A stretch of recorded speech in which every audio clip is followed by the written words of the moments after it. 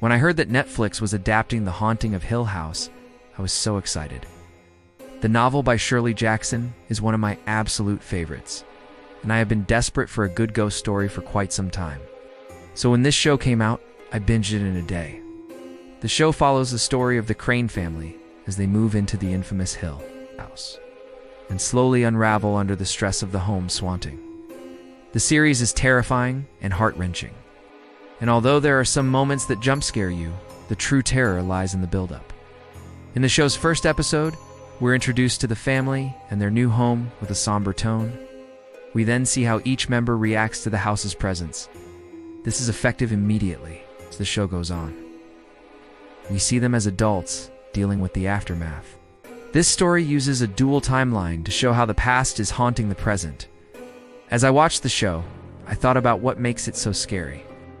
There are many elements that come together to make it such a terrifying watch, which made me wonder, what is the primary goal of a horror story? I think there are two main goals in a horror story.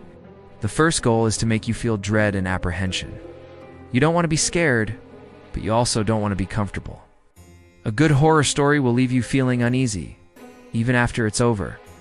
You might find yourself checking the closet before going to bed or looking over your shoulder when you read alone. This is exactly how I felt when watching The Haunting of Hill House. And then there are those jump scares, those sudden moments meant to startle you. But these aren't the primary goal of a horror story. They're more like sprinkles on top of the cake. Sure, they add an extra layer of flavor and fun, but they're not the whole point of the dish. If you took away all the jump scares from horror movies, you would still have a horror movie. Jump scares are nice, but they're not necessary. In fact, sometimes they can take away from the story if they're done wrong. For example, the movie it follows has very few jump scares, but it's still a terrifying film. But there's another goal to a horror story, and that is to suspend disbelief. You need to believe in the story, at least for the 90 minutes or so that you're watching it. Otherwise, you're not going to be scared, just going to be confused. There are two types of horror stories, supernatural or realistic. A supernatural horror story will have ghosts, monsters, demons, vampires, werewolves, or some other type of creature that's not of this world. Realistic horror stories, on the other hand, are grounded in reality. They deal with things that could actually happen in real life, like being stalked by a stranger or finding out that your new house is haunted.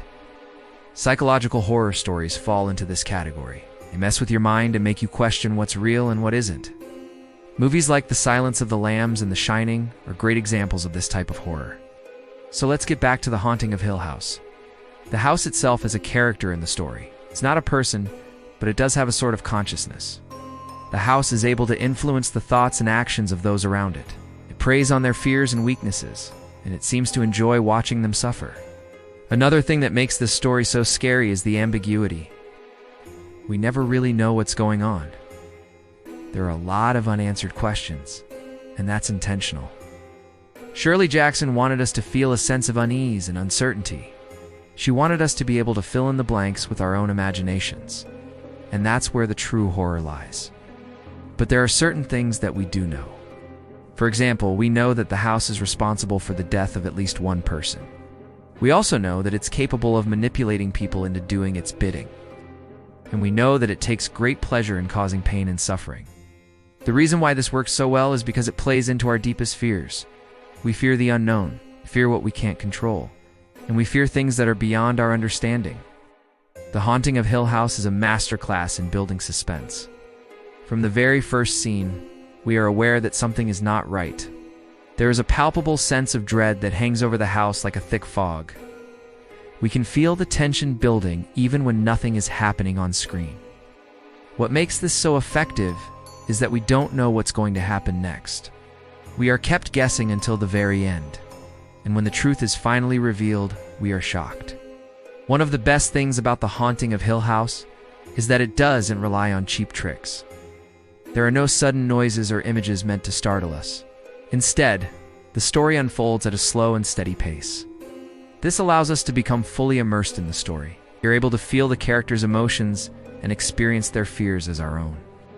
Another thing that makes The Haunting of Hill House so scary is the setting. Hill House is a character in and of itself. It's an old, dilapidated mansion with a dark history. The house is alive and breathing. It reacts to the people inside it. It seems to have a mind of its own. The house is not just a setting. It's an active participant in the story. It's a force to be reckoned with. The characters in The Haunting of Hill House are also very well developed. We get to know them on a personal level. We understand their motivations and their fears. Care about what happens to them. When they become isolated and vulnerable, we feel their desperation. When they are tormented by the house, we feel their pain. The Haunting of Hill House is a truly terrifying story. It's a story that will stick with you long after you've read it or watched it. It's a story that will make you question what's real and what's not. It's a story that will make you afraid of the dark. Shirley Jackson was a master storyteller. She knew how to build suspense and keep us on the edge of our seats. She created a world that is so believable that we can't help but get lost in it. If you haven't seen The Haunting of Hill House yet, I highly recommend it. It's one of the best horror stories ever told. I hope you enjoyed this video. Thank you for watching, and I'll see you next time.